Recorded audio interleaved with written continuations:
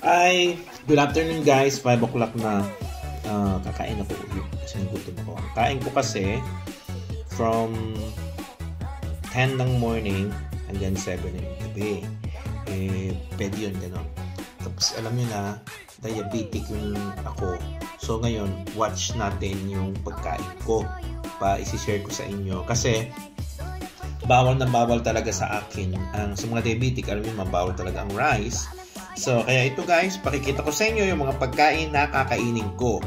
Extra challenge to. Toge o bean sprout. Kinisa ko yan, walang meat. Kinisa ko lang yan sa onions. And then, nilagyan ko ng toyo. Kaya that is, it's darker, it's reddish. And then, yung half nung pampano, pinaksiw ko siya guys. So, pagka nagutom pa ako, di mamaya kakainin ko yung natitira pa. So, samahan nyo akong kumain. Okay? Ipinaksiw ko siya.